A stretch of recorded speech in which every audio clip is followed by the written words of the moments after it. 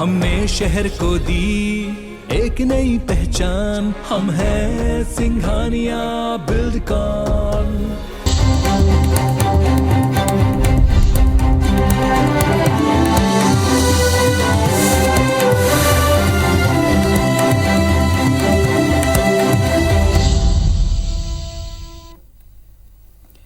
नमस्कार, बहुत स्वागत है आप सबका। मैं पुनीत पाठक, आप देख रहे हैं मेरा मध्य प्रदेश।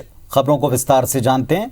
सबसे पहले एक बड़ी और अहम खबर। भारत के प्रधानमंत्री नरेंद्र मोदी ने यूक्रेन के राष्ट्रपति जेलेंस्की से फोन पर बातचीत की।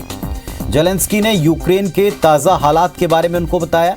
जेलेंस्की ने यूएनएससी में भारत के समर्थन की मांग की है। बातचीत के दौरान जेलेंस्की ने कहा कि 1 लाख से ज्यादा रूसी सेना हमारी जमीन पर इस वक्त मौजूद है। उधर रूस ने यूएनएससी में भारत के कदम की सराहना की। तो इस वक्त की एक महत्वपूर्ण खबर आपको बता दें, प्रधानमंत्री नरेंद्र मोदी ने यूक्रेन के राष्ट्रपति व्लादिमीर जेलेंस्की से फोन पर बातचीत की है। जेलेंस्की ने यूक्रेन के हालात बताए प्रधानमंत्री मोदी को और यूएनएससी में भारत से समर्थन की मांग की है। बातचीत के दौरान जेलेंस्की ने बताया कि 1 लाख से ज्यादा रूसी सेना हमारी जमीन पर है। उधर रूस ने यूएनएससी में भारत के कदम की सराहना की है। तो एक बार फिर से यूक्रेन के राष्ट्रपति जेलेंस्की ने प्रधानमंत्री नरेंद्र मोदी से मदद मांगी है और बताया है उनको कि 1 लाख सैनिक उनकी जमीन पर हैं और हमला कर रहे हैं। तो भारत से उम्मीद रखता है यूक्रेन। ये एक बार फिर से यूक्रेन के राष्ट्रपति जेलेंस्की ने फोन पर हुई बातचीत में प्रधानमंत्री से कहा है।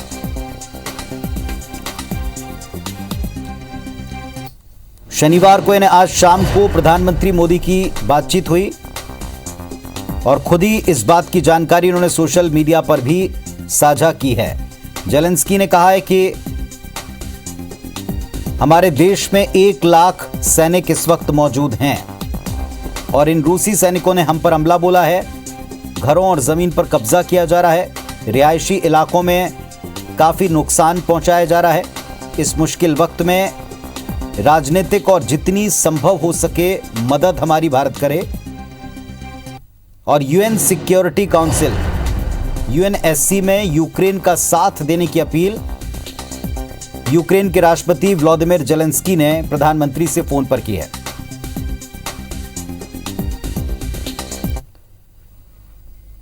वहीं यूक्रेन में मध्य प्रदेश के भी कई सारे छात्र फंसे हुए हैं और परिजन बेहद परेशान हैं। सरकार से, विभागों से लगातार अपने बच्चों की वापसी की गुहार लगा रहे हैं। अनूपपुर के रहने वाले हिमांशु सराफ के परिजन भी बेटे की सुरक्षा को लेकर अब बहुत चिंतित हैं। भारत सरकार से बच्चों की सुरक्षित वापसी के लिए लगातार मांग कर रहे हैं। भोपाल की मुस्कान राय भी खारकीव में अपने दोस्तों के साथ फंसी हुई हैं। मुस्कान के मामा ने बताया कि वहाँ के हालात बिगड़ रहे हैं और वहाँ जितने भी लोग हैं उनको खाने और पीने का पानी तक नसीब नहीं हो पा रहा है। शहडोल के 2 छात्र यूक्रेन में इस वक्त हैं। शहडोल के छात्रों का एक वीडियो सामने आया जिसमें छात्र सरकार से मदद मांग रहे हैं। शहडोल पहुंचे मुख्यमंत्री शिवराज सिंह चौहान ने यूक्रेन में फंसे प्रदेश के छात्रों को लेकर कहा कि छात्र लगातार सरकार के संपर्क में हैं। यूक्रेन में मध्य प्रदेश के 122 छात्र हैं। सियासी हमले भी हो रहे हैं। कांग्रेस ने केंद्र और राज्य सरकारों पर निशाना साधा। कांग्रेस के आरोप पर बीजेपी ने कहा है कि कांग्रेस इस मुद्दे पर राजनीति ना करे।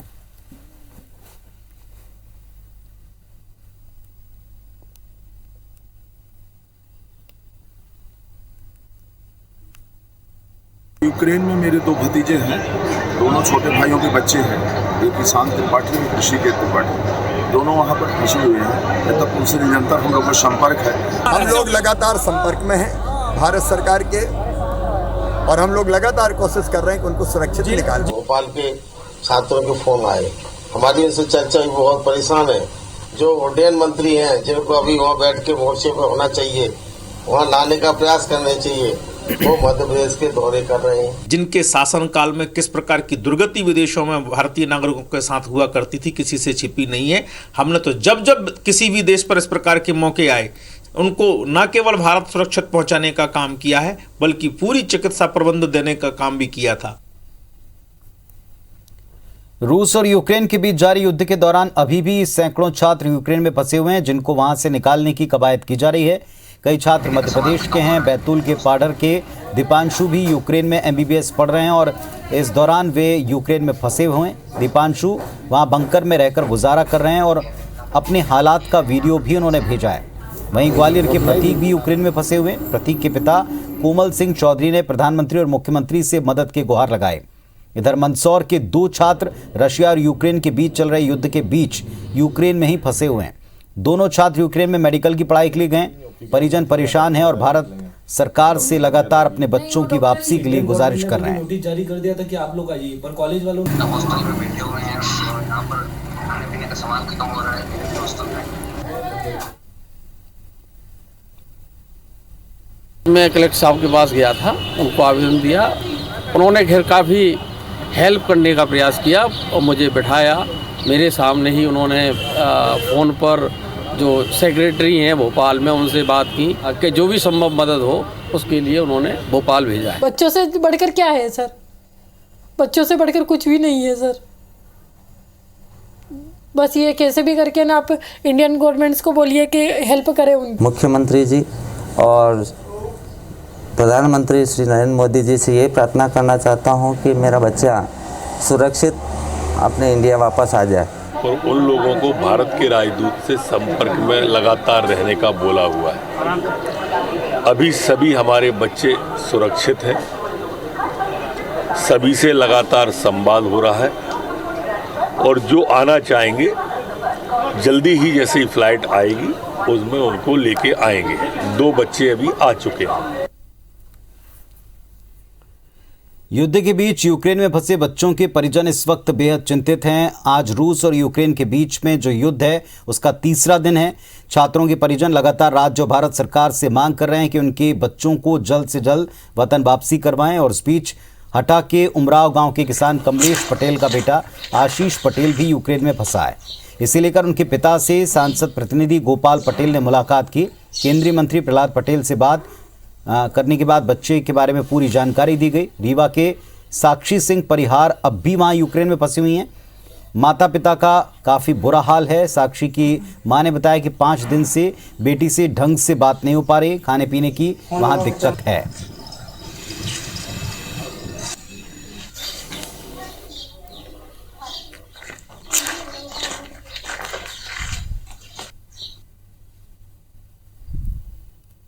यूक्रेन में पड़ता है और वहाँ पे छुड़े जाने के कारण वहाँ से आना पाना असंभव हो रहा है। इस समय पे तो न कोई बात हो पा रही है अभी। और सरकार से निवेदन कर रहे हैं कि अपनी गोपाल पटेल मंत्रिमंडल से बात हुई तो उन्होंने प्रहलाद पटेल से भी बात की है और जल्दी कोशिश करने की PM मोदी से प्रयास कर रहे हैं कि जल्दी लाने की अपने घर वापस। तो आज हमारे माननीय सांसद प्रहलाद पटेल जी से भी बात हुई है कि उस बालक को सुरक्षित सरकार वापस लाए। और कल बात हुई थी इनकी पिताजी कमलेश पटेल की कि वो कहीं बंकर में फंसे हुए हैं और सरकार जितनी जल्दी मैंने उनका लाने का प्रयास करे। से बात नहीं हो पा रही है और दिक्कत में है वो, उसको खाने पीने का कोई वो नहीं है और सरकार से यही मदद चाहते हैं कि आप वो करिए। हो रहे हैं एयरपोर्ट उड़ा दिए गए तो हो गया, सायरन बजता है तो वो लोग भी डरते हैं बच्चे कि आप घर से मत निकलिए।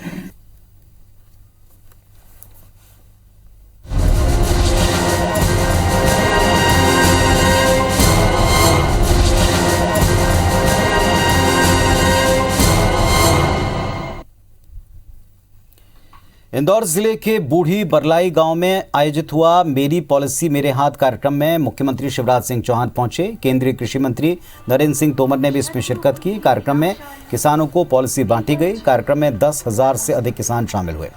वहीं प्रदेश के कृषि मंत्री कमल पटेल, जल संसाधन मंत्री तुलसीराम सिलावट, पर्यटन मंत्री उषा ठाकुर, उद्यानिकी मंत्री स्वतंत्र प्रभार भारत सिंह कुशवाहा, सांसद शंकर लालवानी समेत अन्य जनप्रतिनिधि मौजूद रहे। इस दौरान चौहान ने ड्रोन और प्रदर्शनी का शुभारंभ किया। मुख्यमंत्री ने इंदौर के सांवेर में मेरी पॉलिसी मेरे हाथ कार्यक्रम में बड़ी घोषणा की। मुख्यमंत्री ने कहा कि अब कोरोना कम हो चुका है, आने वाले दिनों में महाशिवरात्रि है, प्रदेशवासी अब इसे धूमधाम से मना सकते हैं। इसी तरह होली और रंग पंचमी भी जमकर खेलें।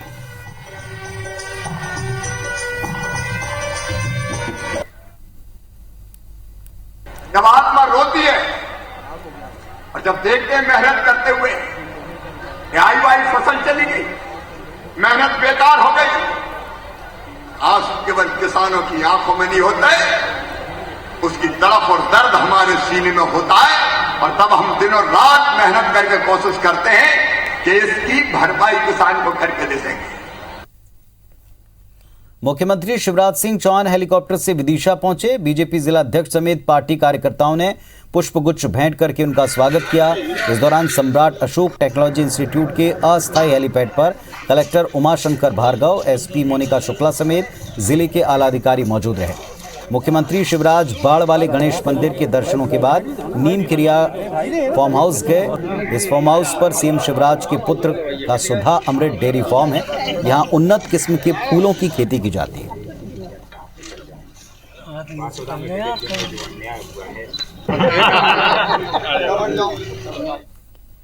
बीजेपी के आजीवन सहयोग निधि से 150 करोड़ रुपए जुटाने का लक्ष्य अब तक काफी पीछे है। छोटे से लेकर बड़े कार्यकर्ताओं तक से आजीवन सहयोग निधि इस अभियान के तहत ली जा रही। सहयोग निधि जुटाने के लिए बीजेपी समर्पण निधि अभियान भी चला रही है। बीजेपी के समर्पण अभियान में अभी तक 11 दिन में 10 करोड़ रुपए ही एकत्रित हो पाए हैं। जिलों में अभियान ठप पड़ने से लक्ष्य पूरा होता दिख नहीं रहा। बीजेपी में 2 दिन तक चली बैठक में राष्ट्रीय सह संगठन महामंत्री शिव प्रकाश, प्रदेश प्रभारी मुरलीधर राव और प्रदेश अध्यक्ष बीडी शर्मा ने अभियान में तन मन धन से काम न करने वाले नेताओं पर नाराजगी भी जताई। अब संगठन ने फैसला किया कि आज से 28 फरवरी के बीच शिवराज सरकार के मंत्री प्रभार वाले जिलों में जाकर बीजेपी प्रबंध समिति और कोर ग्रुप के साथ बैठक करेंगे। वहीं बीजेपी के इस अभियान पर कांग्रेस ने सवाल उठाए तो बीजेपी बचाव में सब कुछ ठीक होने का दावा कर रही है। बीजेपी को 2018 में जनता नकार चुकी थी। खरीदे हुए जनादेश से जो सरकार बनाई है, युवा, नौजवान, किसान इन्हें नकार चुका है। पहले उसमें नकारा, आप समर्पण निधि में नकारा, आप 2023 में फिर नकार देगा। बड़े बड़े भ्रष्टाचार जो मंत्री बैठे बैठे कर रहे हैं, वो भ्रष्टाचार की निधि से उस समर्पण निधि को भरने की कोशिश करेंगे। 11 फरवरी से यह अभियान शुरू हुआ। समीक्षा करते हुए हम फिर आगे बढ़ने का काम कर रहे हैं। 26, 27, 28 जिला समितियों की बैठक है जो इस दृष्टि से समिति बनाई गई हैं, और उसमें समीक्षा करते हुए फिर इस अभियान को हम और गतिमान बनाने का काम करेंगे। मध्य प्रदेश कांग्रेस के जिला अध्यक्षों पर पीसीसी चीफ कमलनाथ के अल्टीमेटम का भी असर नहीं दिखाई दे रहा। 17 फरवरी को कमलनाथ ने प्रदेश कांग्रेस कार्यालय में जिला अध्यक्षों की बैठक ली थी। इस बैठक में कमलनाथ ने कांग्रेस के जिला अध्यक्षों को चेतावनी दी कि 25 फरवरी तक मंडलम और सेक्टर की नियुक्तियां कर ली जाएं। ऐसा नहीं करने वाले जिला अध्यक्ष 26 फरवरी को अपने पद से इस्तीफा दें। 25 फरवरी बीत गई, बावजूद इसके कई जिला अध्यक्ष मंडलम और सेक्टर में नियुक्तियां नहीं कर पाए हैं। अब तक सिर्फ 65% मंडलम कमेटियां का गठन हो पाया। विधानसभा के हिसाब से देखें तो 230 में से 150 विधानसभा सीटों पर ही मंडलम कमेटियां बन पाएं। कमलनाथ के अल्टीमेटम की डेडलाइन खत्म हो चुकी है और अब 35% मंडलम और सेक्टर की नियुक्तियां नहीं होने के बाद खतरा उन जिला अध्यक्षों पर है। कांग्रेस विधायक कुणाल चौधरी ने कहा कि कमलनाथ खुद सभी जिला अध्यक्षों की रिपोर्ट ले रहे हैं। इधर बीजेपी नेता रजनीश अग्रवाल ने तंज कसते कहा, आलाकमान धीरे धीरे कांग्रेस के भीतर दूसरे गुटों के जिला अध्यक्षों को हटा रहे हैं।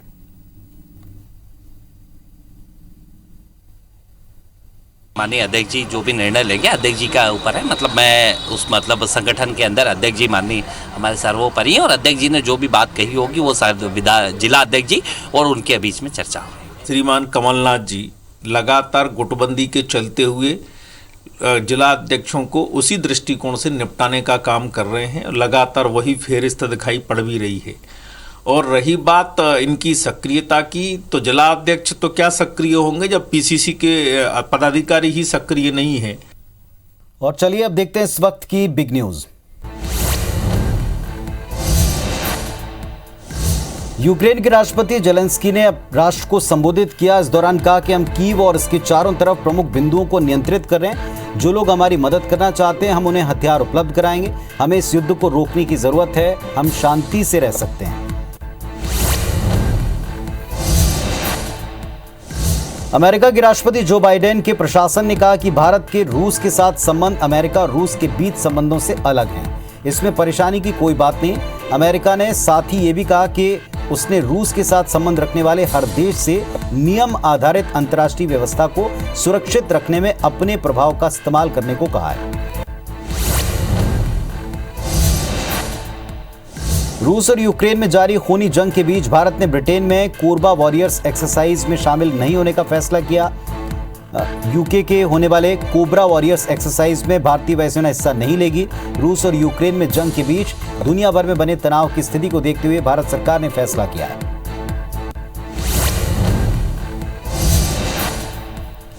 रक्षा मंत्री राजनाथ सिंह ने कहा है कि यूक्रेन में फंसे लोगों को भारत सरकार अपने खर्च पर लाएगी। वहां से कई लोग आ भी चुके हैं। हमारे विदेश मंत्री एस जयशंकर ने यूक्रेन के विदेश मंत्री से बातचीत की।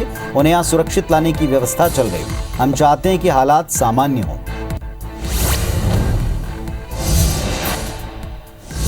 गुजरात के द्वारका में चिंतन शिविर में कांग्रेस नेता राहुल गांधी बीजेपी पर जमकर बरसे। राहुल गांधी ने कृष्ण भगवान की कहानी सुनाकर मोदी सरकार पर तंज कसा। उन्होंने कहा, सच्चाई की लड़ाई लड़ने के लिए सिर्फ 4-5 लोग ही चाहिए। राहुल ने कहा कि गुजरात सिखाता है कि एक तरफ सत्ता हो, सीबीआई हो, ईडी हो, अच्छे कपड़े हो, कुछ भी हो, कोई फर्क नहीं पड़ता, हमारे साथ सच्चाई।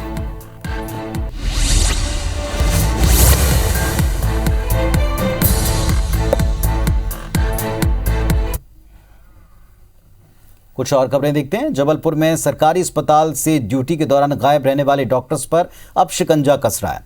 जबलपुर के सीएमएचओ ने जिले के सभी सरकारी अस्पतालों में हाजिरी की नई व्यवस्था लागू कर दी है। फैसले के मुताबिक सरकारी अस्पताल के डॉक्टर्स और कर्मचारी को काम के दौरान अपनी सेल्फी लेकर विभागीय व्हाट्सएप ग्रुप में पोस्ट करनी होगी। इतना ही नहीं, सीएमएचओ ऑफिस से कोई कर्मचारी या खुद सीएमएचओ भी किसी भी डॉक्टर को ड्यूटी के दौरान व्हाट्सएप कॉल कर उनकी लोकेशन चेक करें।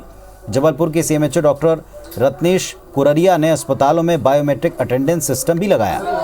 सीएमएचओ के मुताबिक कई डॉक्टर्स के ड्यूटी के दौरान अस्पताल में मौजूद न होने की शिकायतों के कारण ये नई व्यवस्था लागू की है। एक डॉक्टर्स के लिए हमारे जिला स्तर से एक व्हाट्सएप ग्रुप बनाया गया है, जिसमें हमारे नोडल डॉक्टर अमजद सुबह कॉल करते हैं 9 बजे, उनकी अटेंडेंस भी देख लेते हैं। शाम को जब मैं चाहूँ, जिनसे बात करना चाहूँ, बात करता हूँ, और उस व्यक्ति का उस संस्था में रहना आवश्यक होगा। शिवपुरी के जिला अस्पताल में एक मरीज को दिखाने उसके परिजन मोटरसाइकिल से पहुंचे, जहां मरीज को मोटरसाइकिल पर बिठाकर ही अस्पताल के भीतर डॉक्टर के पास तक ले गए। परिजनों का कहना है कि मरीज चलने में असमर्थ था। उन्हें अस्पताल में ना तो स्ट्रेचर मिली, ना कोई वार्ड बॉय, इसीलिए वो अपने मरीज को बाइक पर बिठाकर डॉक्टर के चेंबर तक ले गए। इस घटना को देखने के लिए लोगों की भीड़ लग गई। पूरा सीन देखकर 3 इडियट्स फिल्म में दिखाया गया एक दृश्य याद आ गया। इस घटना पर अस्पताल प्रबंधन कुछ भी कहने से बच रहा है।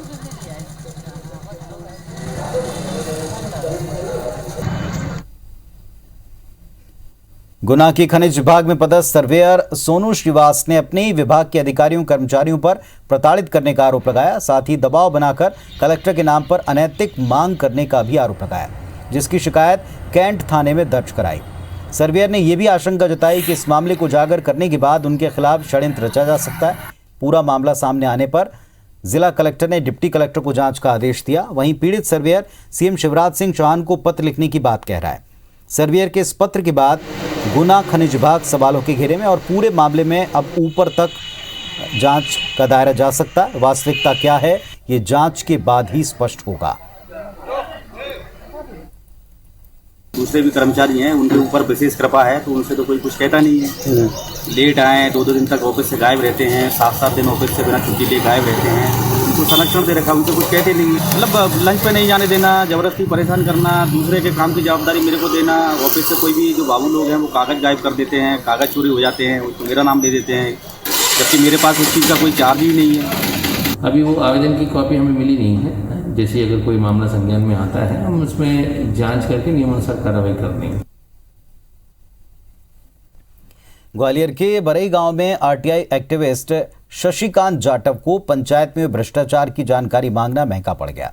इस बात से नाराज सरपंच पति और पंचायत सचिव ने आरटीआई एक्टिविस्ट शशिकांत जाटव को कमरे में बंद कर जमकर पीटा। सरपंच पति और सचिव समेत करीब 8 लोगों पर मारपीट करने का आरोप है। मारपीट में एक्टिविस्ट शशिकांत जाटव गंभीर रूप से घायल हो गए।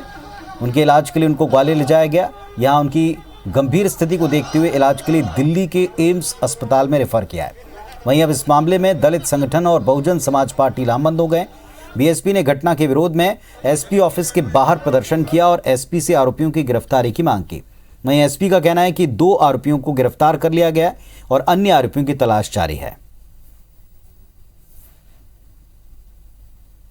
बरही पनियार में एक हमारे जो दलित व्यक्ति है जो शशिकांत जाटव, इसको वहाँ के सरपंच, सेक्रेटरी और गांव के लोगों ने बहुत बुरी तरह से मारा है।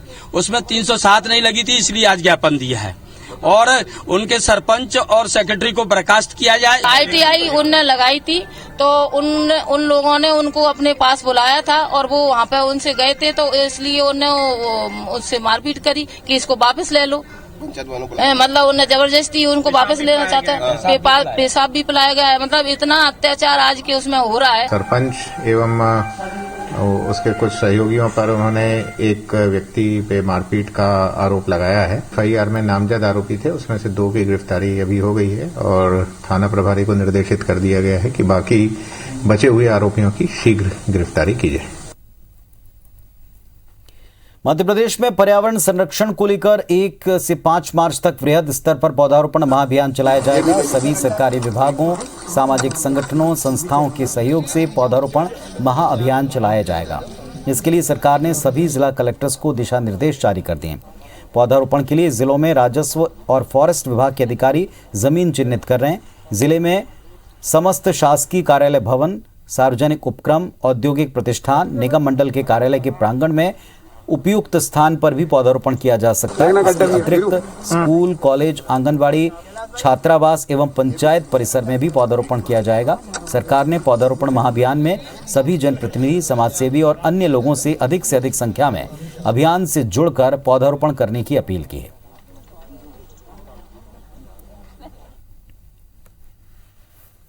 तो इस बुलेटिन में फिलहाल इतना ही। खबरों अपडेट्स के लिए आप देखते रहें IBC 24। नमस्कार।